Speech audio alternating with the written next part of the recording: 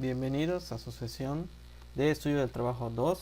En esta ocasión vamos a trabajar lo que es el tema de MTM y vamos a iniciar con el primer término, que es alcanzar.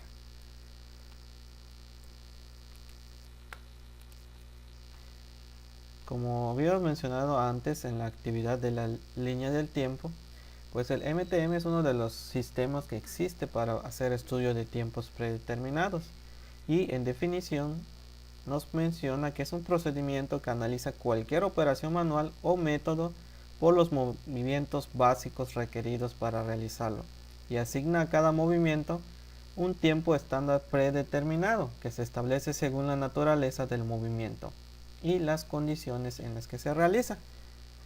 Tiene un valor que se conoce como el TMU, la unidad de tiempo-movimiento, y que equivale a 0.00001 horas, y que posteriormente, una vez obtenido cada TMU, se debe hacer esta conversión preferentemente en segundos, para lo cual se puede realizar una regla de 3 para pasar las unidades de horas a minutos o segundos, dependiendo del requerimiento.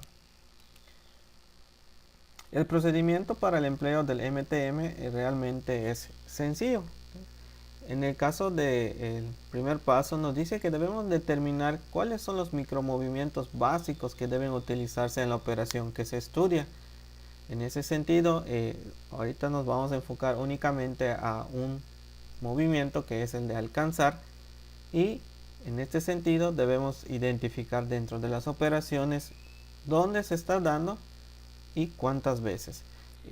Posteriormente se debe sumar el valor del tiempo dado por las tablas de datos del MTM para micromovimientos, que posteriormente vamos a analizar en esta misma presentación. Y 3. Conceder aquellos suplementos que se puedan considerar por fatiga y retrasos personales, o también retrasos inevitables. Entonces el procedimiento realmente es sencillo. Ahora nos vamos a enfocar directamente a nuestro primer Terbrick o movimiento, que se conoce como alcanzar. Terbrick Reach o alcanzar se representa con la letra R por su definición y por su forma de nombrarlo en inglés. Nos dice que es el Terbrick alcanzar y tiene diferentes tipos que nosotros debemos estudiar, y vamos a ver en la presente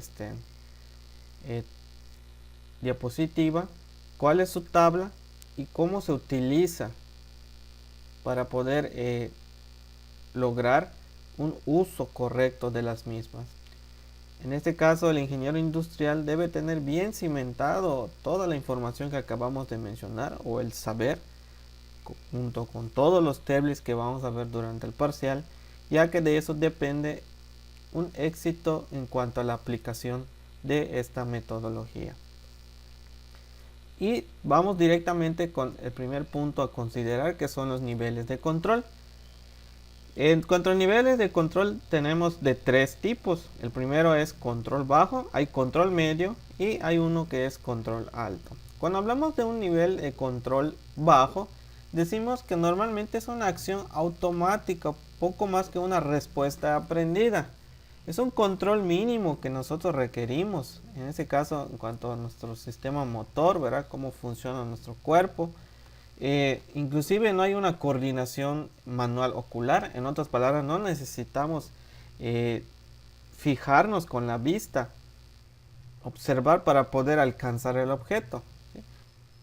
Y llega al punto, como nos menciona el número 4, que la confianza en los sentidos subconscientes, sinestésicos y de tacto, ¿no? Sabemos dónde estamos ubicados, conocemos todo nuestro medio, y el cuerpo automáticamente ya identifica dónde está el objeto que quiere alcanzar, inclusive sin virar a verlo.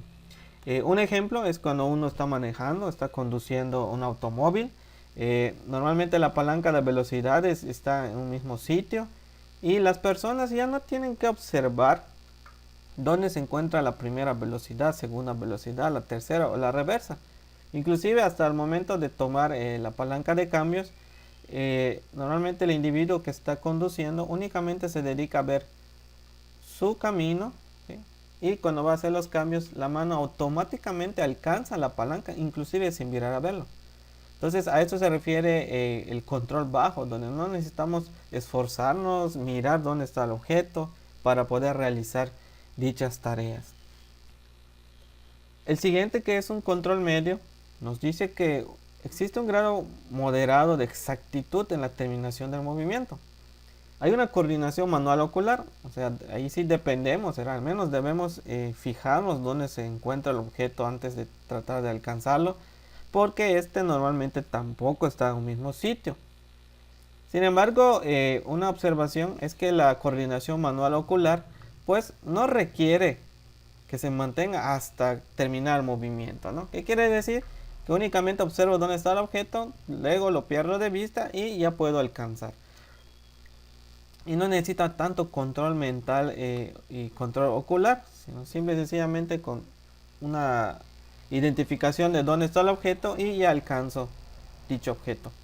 Un ejemplo es cuando tenemos un lápiz, un lapicero en nuestra área de trabajo, en nuestra paleta de la escuela, ¿verdad? Donde tenemos nuestra silla. Únicamente nos fijamos dónde está el objeto y extendemos nuestra mano para alcanzarlo.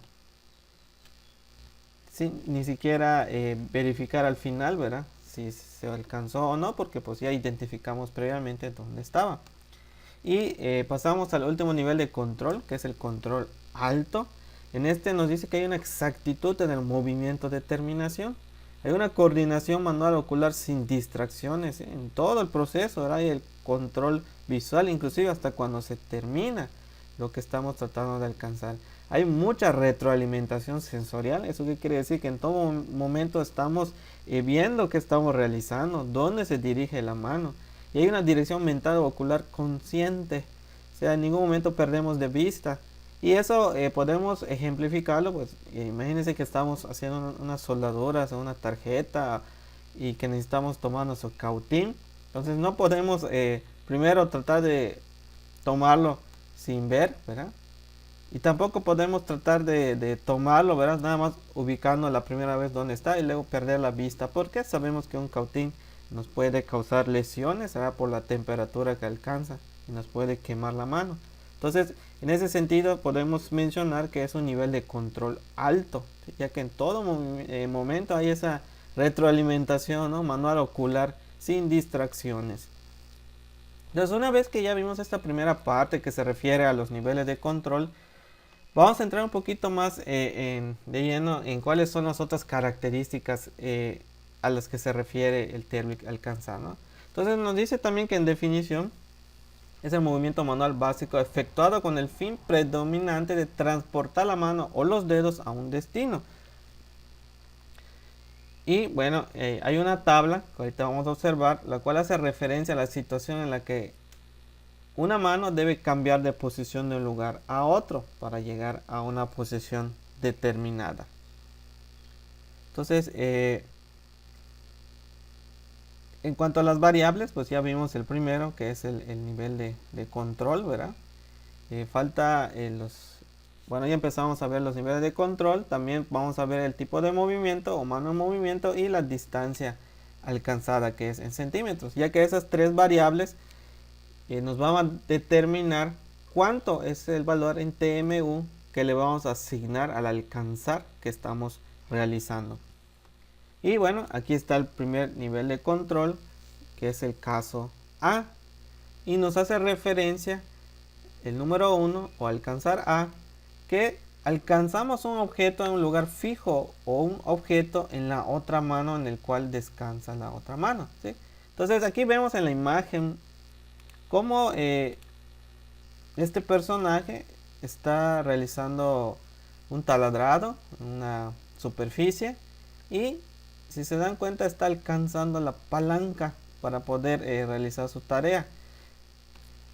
En este sentido estamos diciendo que está en un lugar fijo, y lo mismo pasa cuando encendemos un torno o cualquier otra máquina, ¿no? Que ya estamos acostumbrados a trabajar, así como mencionamos el ejemplo de la palanca de las velocidades. Ese objeto está fijo y siempre ahí va a estar. Inclusive podemos alcanzarlo sin siquiera mirar y observarlo. Entonces este se le conoce como un nivel de control de caso A. y hay que tenerlo muy en cuenta, ya que de eso depende cuál es el tiempo que le vamos a asignar. Algo importante, ¿verdad?, que debemos señalar es que se requiere aclarar que el analista debe estudiar todos los movimientos con base en su comprensión, ¿sí?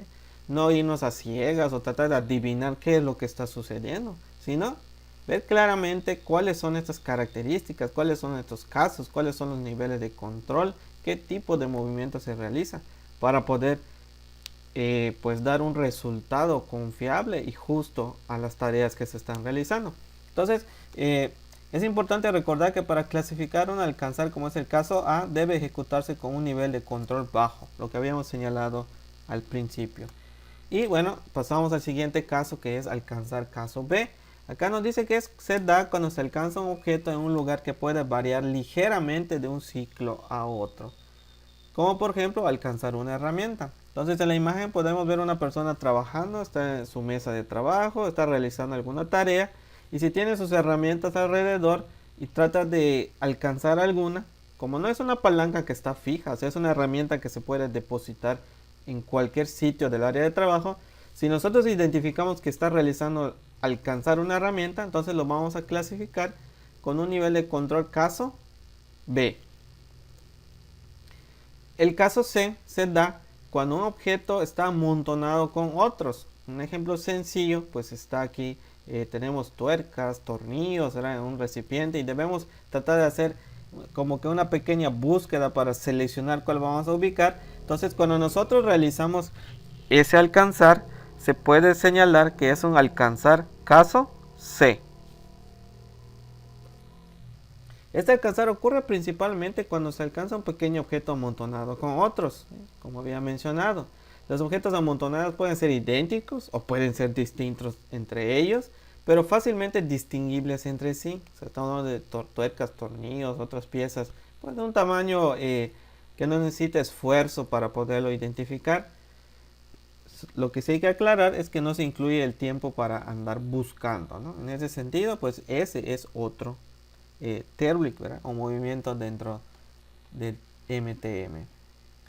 Y luego tenemos el nivel de control caso D, que hace referencia a alcanzar un objeto muy pequeño donde se requiere el tomar o coger preciso, ¿sí? Entonces aquí en la foto estamos viendo pues pequeños tornillos que son muy difíciles, ¿verdad?, primero de obtener, de tomar, ¿verdad?, y también de observar. Entonces también en este alcanzar caso D se ejecuta cuando el objeto que se va a sujetar pues es frágil, filoso, caliente o presenta peligro, ¿no? Si, por ejemplo, se está manipulando algún ácido, algún químico que pudiera dañarnos, automáticamente lo vamos a clasificar como caso D. O si estamos levantando un cuchillo, alguna pieza filosa, puede ser alguna herramienta, ¿verdad?, que pudiera causarnos alguna lesión, pues la vamos a considerar como caso D. Y finalmente, en cuanto a casos, tenemos el caso E, que nos dice que es alcanzar una ubicación definida para poner la mano en posición para el equilibrio del cuerpo o para el siguiente movimiento o fuera de él. Entonces este caso realmente es un tanto complicado, que no se puede observar de manera sencilla y casi no se da. Pero pues aquí es donde tiene la acción la mano de tener que equilibrar el cuerpo para poder realizar su tarea de alcanzar. Entonces, en teoría, pues aquí está, se puede dar en alguna situación, pero es un reto identificarla. Una vez que ya tenemos claro cuál es el caso de el alcanzar, lo siguiente es el tipo, ¿sí?, que está dividido también en este caso en tres. Hay tipo 1, tipo 2 y tipo 3. El movimiento tipo 1 empieza en descanso y termina en descanso, naturalmente, que es el tipo más común. ¿A qué se refiere esto? Que si nuestra mano está detenida sobre la mesa de trabajo, está detenida sobre algún punto, o sea, está en reposo, y seguidamente hace la acción de alcanzar, como podemos ver aquí en la imagen, está en reposo, está sobre la mesa, y luego trata de alcanzar esta pieza que está aquí, se dice que es de tipo 1 y es la más común. Y de hecho, en la tabla de alcanzar de la tarjeta de datos de MTM, las primeras 4 columnas de datos son para movimientos tipo 1. Entonces ahora voy a proceder a mostrarle esta tabla. Esta es la tabla de datos a la que se refiere, cómo está conformado. Pues la primera columna tiene distancias, que está en centímetros. En este caso inicia, menor o igual a 2, 4, luego 6, 8, 10 y llega hasta 80 centímetros. Las primeras 4 columnas, 1, 2, 3, 4, dice que hacen referencia al tipo 1 y están conformados de la siguiente manera. De entrada aparece la letra R. Esta letra R significa reach o alcanzar, es la manera en que vamos a estar codificando nuestro table. Alcanzar. Luego hay una D en medio. ¿Esta D qué es? Se va a obtener de acá, que es la distancia en la cual estamos realizando la actividad. Y A, que es los casos que acabamos de analizar. Caso A, caso B, C, D y E, ¿no? Donde recordemos que el A es cuando está en una posición fija. Tenemos B, que esté en los objetos pues en diferentes partes, ¿verdad? No tiene posición fija, perdón. Y CD, estamos hablando de que está amontonado con otros. Y el más extremo, ¿no? La que decimos donde debíamos apoyar el cuerpo para equilibrarlo y realizar el alcanzar. Entonces los primeros 4, como acabamos de mencionar, hace referencia al tipo 1, que quiere decir que está partiendo del reposo la mano para poder alcanzar. Entonces si yo por ejemplo quiero alcanzar a 4 centímetros caso A, pues voy a ir, hago la intersección. Bueno, aquí están los 4 centímetros, aquí está el alcanzar caso A y me da en su intersección pues que son 3.4. ¿3.4 qué? TMU. Entonces a eso se refiere con este tipo 1. Está en las primeras 4 columnas.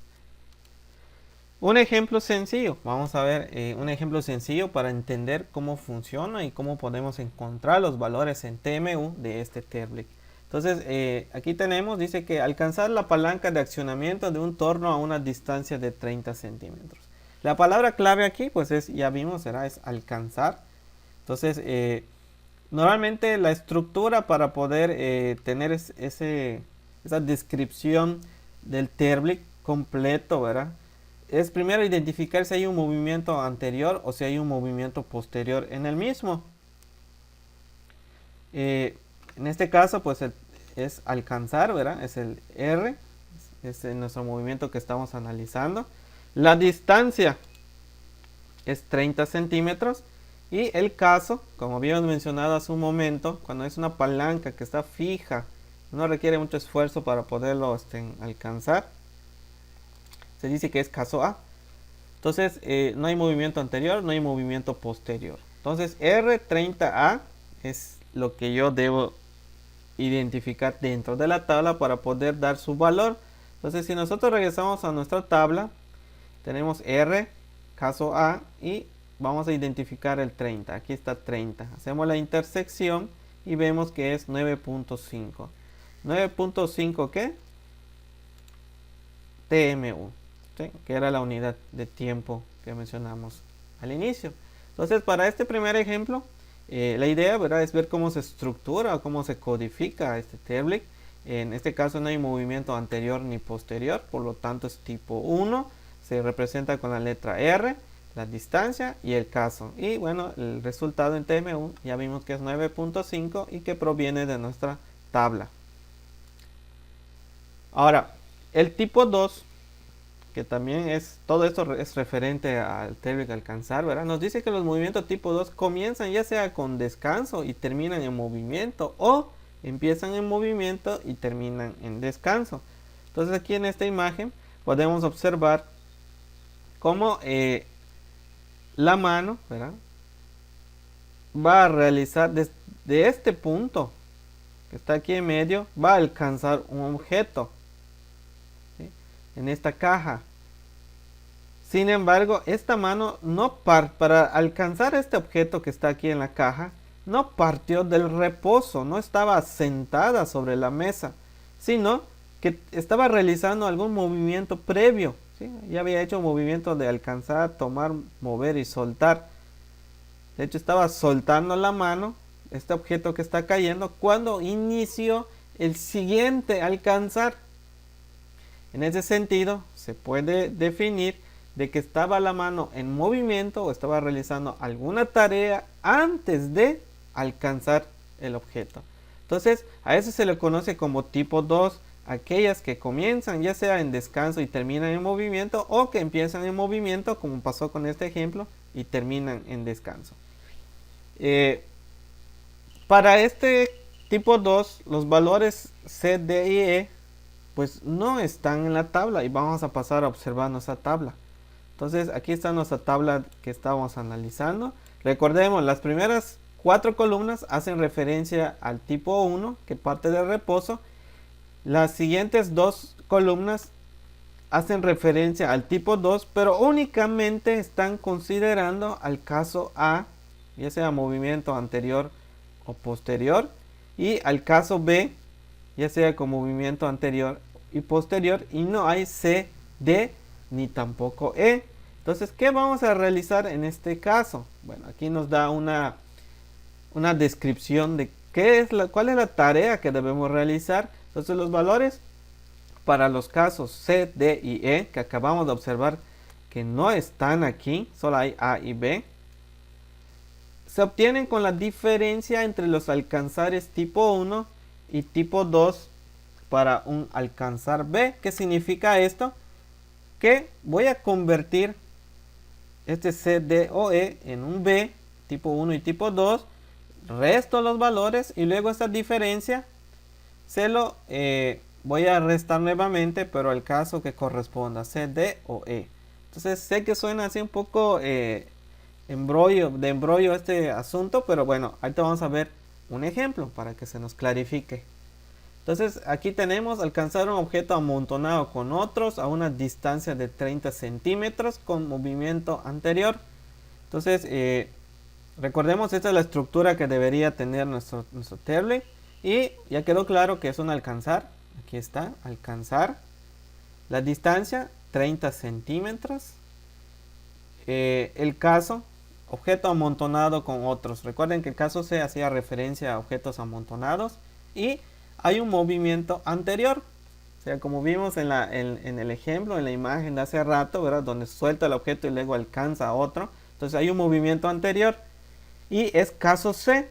Entonces recordemos que en la tabla no hay caso C y por eso estamos tomando esta situación de ejemplo. Según lo que acabamos de leer, también nos dice que para cuando no hay C, D y E en la tabla, debemos hacer un pequeño procedimiento, y ahorita lo vamos a ir a hacer paso a paso para que nos quede claro. Número 1, yo voy a plantear cual sea que yo represente, ya sea C, D o E, lo voy a convertir en B.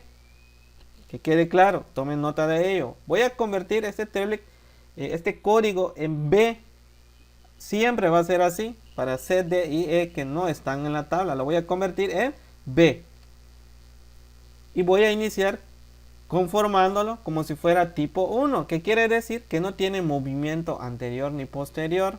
Y aquí está. Este R30C lo convierto en R30B de tipo 1 sin movimiento.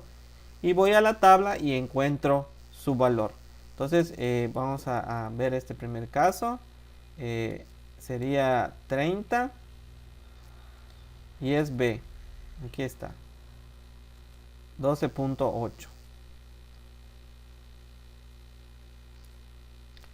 Luego, ese R30B ahora lo voy a convertir en un tipo 2. Y cuando es tipo 2 quiere decir que tiene un movimiento anterior o uno posterior. Y nuevamente voy a la tabla y encuentro su valor. Bueno, si lo queremos verificar, vamos a ver 30 centímetros. Aquí está el tipo 2 de 30 y lo hacemos la intersección con 30 centímetros. Aquí está, viene del B, 9.9. Posteriormente hacemos una diferencia o una resta entre ellos y nos da 2.9. Eso quiere decir que ya resolvimos este primer parrafito. Dice los valores para los casos C, D y E se obtienen con la diferencia entre los alcanzares tipo 1 y tipo 2 para un alcanzar B. En otras palabras, este TERBIC lo convierto en B tipo 1, aquí está R30B. Luego lo convierto, nuevamente se mantiene en B, pero lo convierto en tipo 2 con su M antes o su M después, será su movimiento antes o movimiento después. Y encuentro sus valores en TMU y hago una diferencia. Ok, ¿cuál es el siguiente paso para poder llegar al valor de este? Pues esta diferencia puede deducirse del valor de alcanzar tipo 1 del caso C, D y E, o sea, al caso que corresponda. En nuestro caso es C, a fin de llegar pues al alcanzar tipo 2 que deseamos. Entonces, ¿qué quiere decir? Que ahora sí, este que ya tenía planteado al inicio, lo voy a nuevamente a plantear, pero como si fuera de tipo 1. ¿Qué quiere decir esto? Que no tiene movimiento anterior ni posterior. Ahí está, sin las M's. Encuentro su valor, me dice que es 14.1 TMU. Esto ya vino de la tabla. O sea, yo me fui a la tabla. Aquí está C. Hago la intersección con 30 y da 14.1. Luego, esta diferencia que tengo aquí, nos dice que esa diferencia debe deducirse de este alcanzar. Y la diferencia, que nos da 11.2, ¿a quién hace referencia? Pues al alcanzar tipo 2, caso C. En otras palabras, al que tenía planteado al inicio, MR30C. Una observación aquí es que vean que esta M debe ser minúscula, ¿verdad? No pongan mayúscula porque eso significa el TERBIC mover. Entonces aquí con M minúscula significa movimiento anterior. Y así es como se explica este procedimiento que acabamos de mencionar. Entonces vamos a ver el tipo 3. El tipo 3 nos dice que es mano en movimiento tanto al principio como al final. Entonces, si tomamos en consideración que estamos tomando o alcanzando más bien alguna pieza, y una vez que lo alcanzamos, lo movemos y luego soltamos, hay movimiento tanto antes, el procedimiento que hicimos antes, como después. Entonces, en ese sentido, y aunque es un tipo diferente, ¿verdad? Y también difícil de que se dé, también debemos de analizarlo, ¿no? Entonces nos dice que es teóricamente posible, pero la práctica nunca se presenta. Entonces, sin embargo, debemos de analizarlo. Y hay un pequeño procedimiento similar a lo que hicimos hace un momento. Así que los valores para los casos A y B tipo 3 se obtienen deduciendo la diferencia entre el tipo 1 y el tipo 2 al mismo tipo 2. Entonces, ¿a qué se refiere esto? Igual de manera sencilla, vamos a ver un ejemplo. Dice, encuentra el valor para un alcanzar de 20 centímetros, caso B, con movimiento anterior y movimiento posterior. Recordemos que se estructura de esta manera, ¿verdad? Ya quedó claro, ¿verdad? Es alcanzar, la distancia es de 20 centímetros, el caso es B.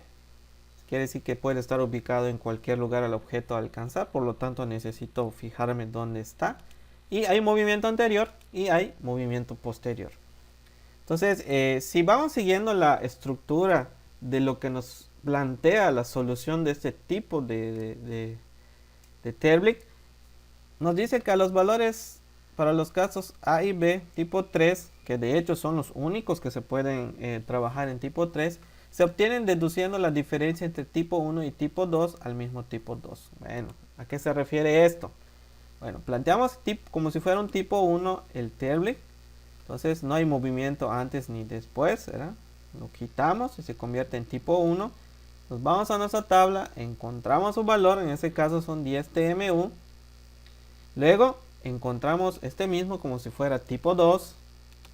Ya sea movimiento anterior o movimiento posterior, como lo deseen poner.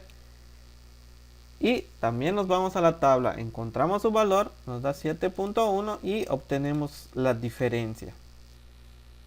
Una vez que ya tenemos esa diferencia, se lo vamos a restar al mismo tipo 2. Entonces planteamos nuevamente este tipo 2.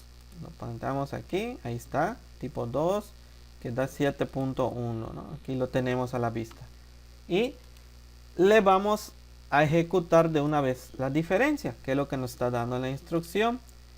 Y esto nos lleva a un valor de 4.2, que no es otra cosa que lo que estábamos persiguiendo al principio, ¿no? Que es el tipo 3, o sea, movimiento anterior y posterior de alcanzar 20 centímetros caso B. Así es como queríamos ver, ejemplificar estos primeros alcanzar, ¿verdad? En este caso, nuestro primer TERBLIC. Estamos iniciando con la metodología de MTM. Como están viendo, es muy interesante, pero también requiere de mucha atención, mucho análisis y también pues de repaso en cuanto a las temáticas para poderlo ejecutar de manera correcta. En conclusión de este primer TERBLIC alcanzar, pues presenta varios casos, ya los vimos. Está tomando 5 casos, hay 3 tipos a considerar para obtener los resultados. Hay tipo 1, tipo 2 y tipo 3. Pero pues es una forma de medición que se utiliza para elementos cortos. Habíamos platicado que esto se da cuando tenemos tareas muy repetitivas que a lo mejor no son eficientes y se quieren mejorar. Y que pues si tratamos de medir con el cronómetro se hace muy difícil.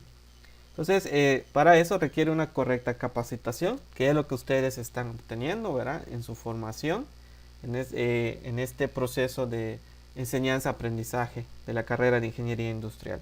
Entonces, no me queda más que enviarles un saludo, muchachos, que estén muy bien. Y cualquier duda, para eso está la plataforma, está el grupo de WhatsApp, para poder aclararlo. Que tengan buen día y nos vemos en la siguiente sesión de clase.